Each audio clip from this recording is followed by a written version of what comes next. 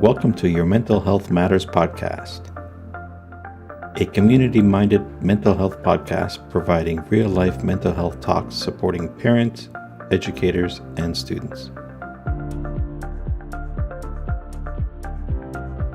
Welcome to your Mental Health Matters podcast. I'm Chantel Seymour. I am the division psychologist for the Fort McMurray Catholic Schools, and I am a certified trauma professional. The majority of my work at the school district is family counseling, individual counseling, and running parenting groups.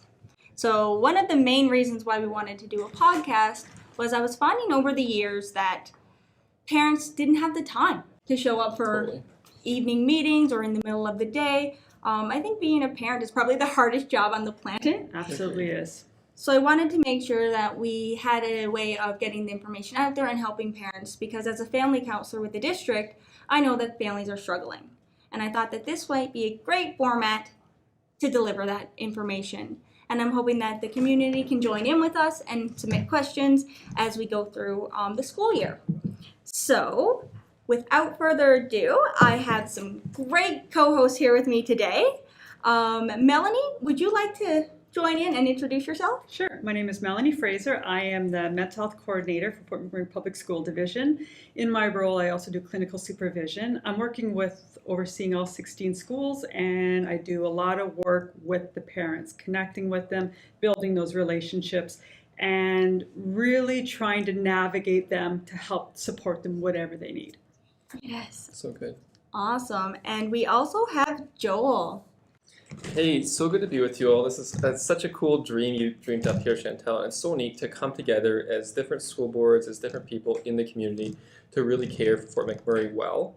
Myself and my colleagues, I haven't been coming up here for 25 years, but it all started about 25 or so years ago when Dr. Bob started working with some schools up here and supporting students. And for the last 25 years, myself, or probably about the last 8 years, we've been coming up and doing supports in schools, as well as providing some counseling and assessment services for students in Fort McMurray. So it's so awesome to be with you. I'm a registered psychologist as well. And really our passion here, I think in even creating and dreaming this podcast up, is how do we support the community well? So excited to be with the three of us as friends, just hanging out and having these conversations about mental health, because your mental health does matter.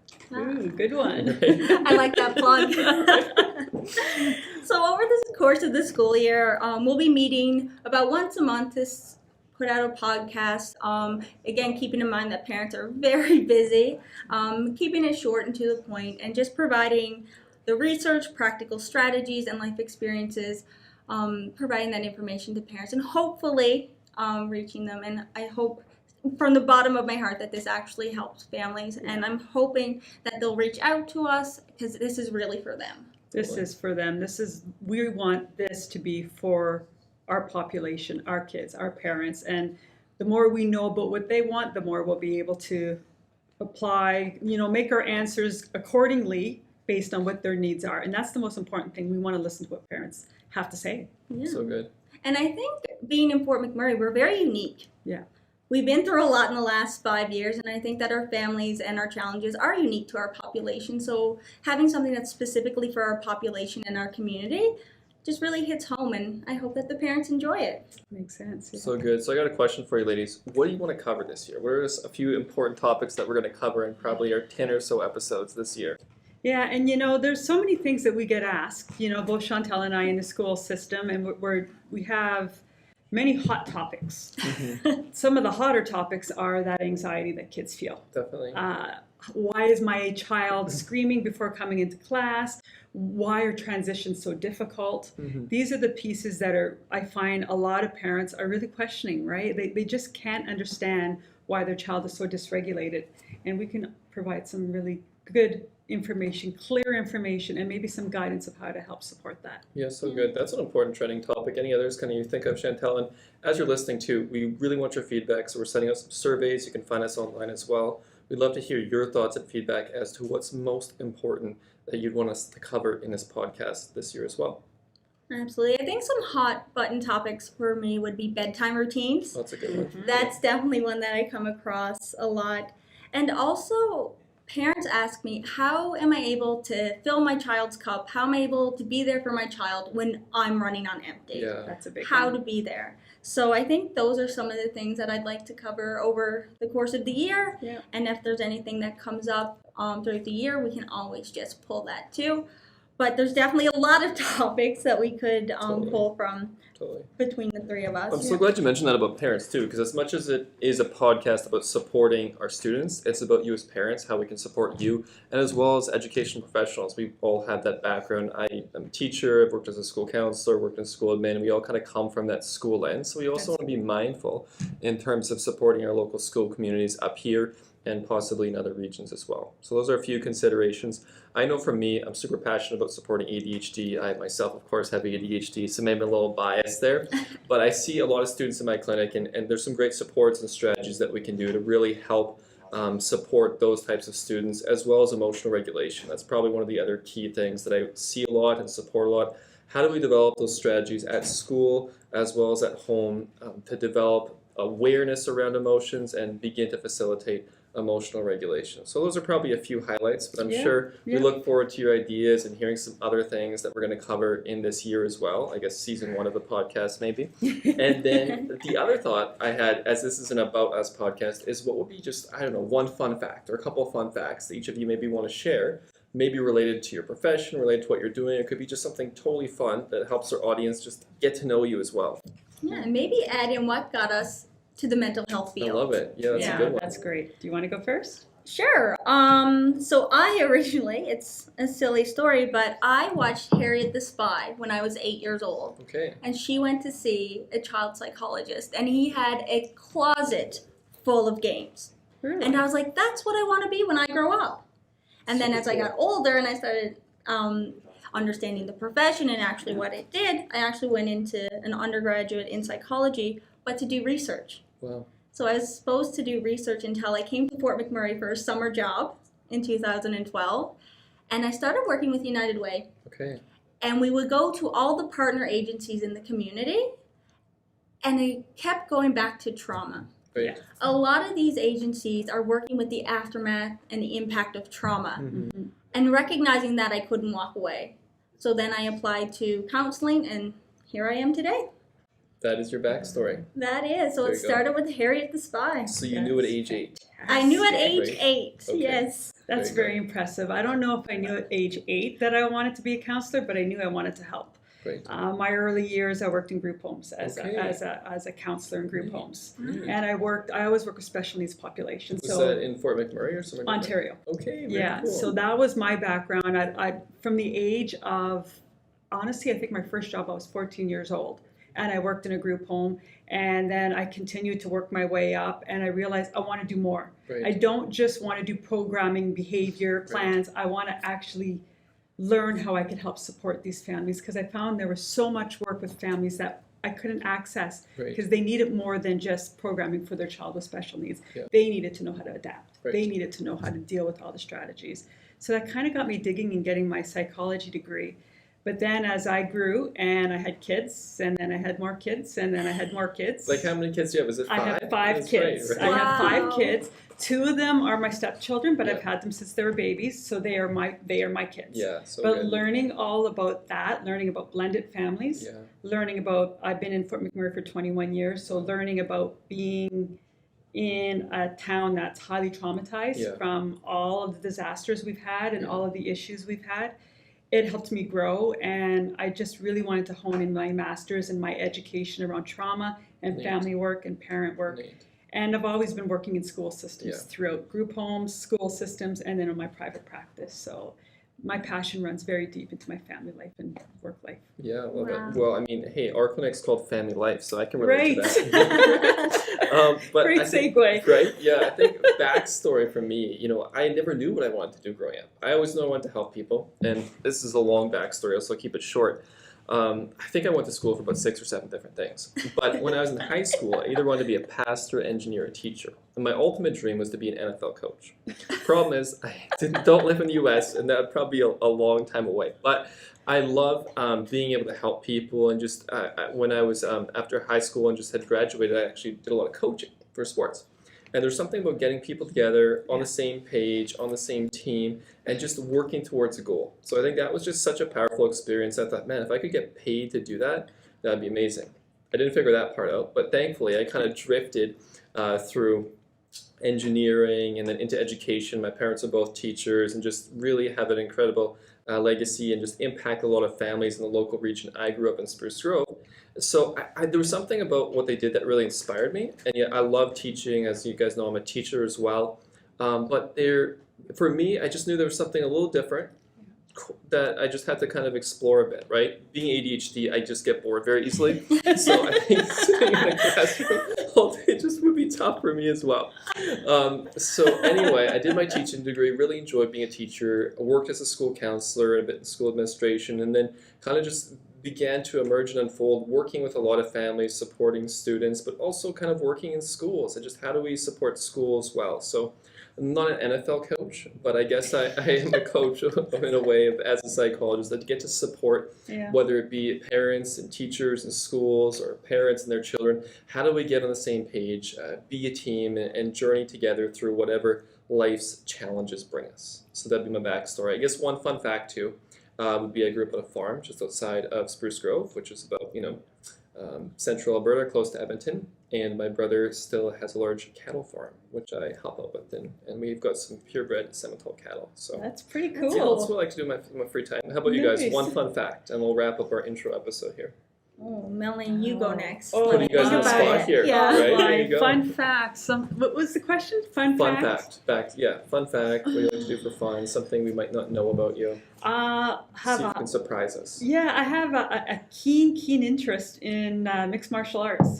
Okay, I've known you for a number of years. That was a good surprise. I did not see that one coming. My husband Right. does Brazilian Jiu-Jitsu, Okay. and we are huge fans. We have Okay. a home gym. We Wow. have the grappling mats in our home, and There you go. he has tried to teach me. I'm a beginner. Right. I am not very good at it. I'm more of an observer. Okay. I've watched my children go through it. I've watched them do jiu-jitsu, and it's a beautiful thing, and I Okay. love the discipline, but it's fun. And Very nobody cool. would ever think that I was interested in That was a great curveball. Yeah. That That's what I was is waiting so for. cool. My husband actually does a lot of MMA, and he asked me to Great. go to boxing one time, and I saw myself shadow box, and I was done. I was like, Okay. no, this is not good for anyone. So that was the extent of my MMA career. So we won't see you in the octagon anytime No, soon. not anytime soon. One thing I would like to mention before we continue on is our love for schools. Yeah. That's the collective. So Totally. it's not only the therapy piece, the counseling Mhm. piece. Between the three of us, how many years of schooling, working in schools do we have? Yeah. We have an extensive amount of Mhm. experience from kindergarten, early entry, ECDP, all the way to grade 12. Yeah.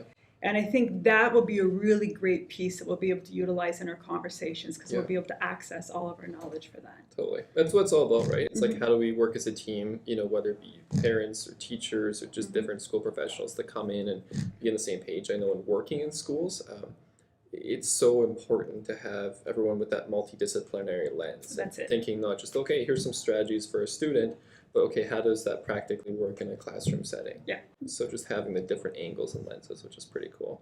And I think that we're in a very unique position being with the school boards and working with the schools because not everybody has access to mental health. That's right. There's a lot of barriers to mental Mhm. health, and I think being a part of the school system, we can break down some of those barriers and have access to parents and kids that wouldn't normally access services outside. For That's example, very this podcast, Right. right? Just finding different ways to deliver that to the Yeah. people we serve, really. Yeah. So And good. even staff, because the one thing we Yes. did not mention is staff. Mm-hmm. We could be catering these to staff, to Exactly. teachers, to EAs, and the support that they need, and we could provide that for them to do Mhm. their work and to hone in on that.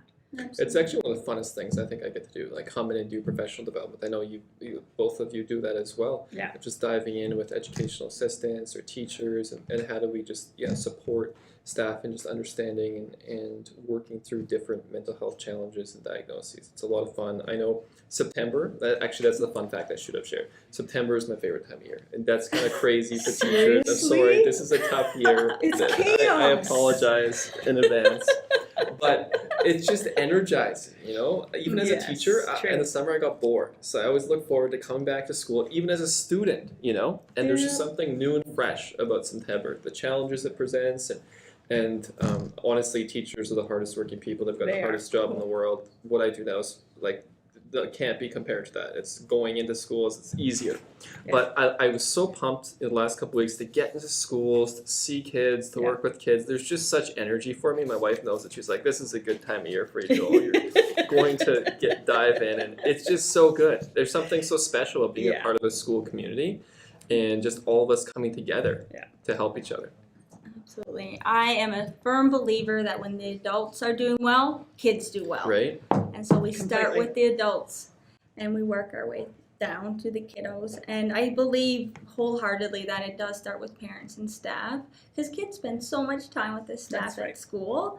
Yeah. And so teaching them the skills and helping them out. And a big part of my push this year is preventing burnout. Yeah, so Yeah. good. That's something that we've been huge. talking about from the last week in August Yeah. because we need our staff to be doing well Yeah. because they have a lot of little kiddos in their hands. Mm-hmm. Totally. Very true. So this is a fun intro episode, and I think that's a really important point though about burnout. Give us just one little sneak peek of maybe one episode. Maybe we'll talk a little bit about burnout, and then we'll circle back because we're having a lot of fun just introducing ourselves. This first episode is more of a get to know you episode, so we're a little bit off script here, which is fun.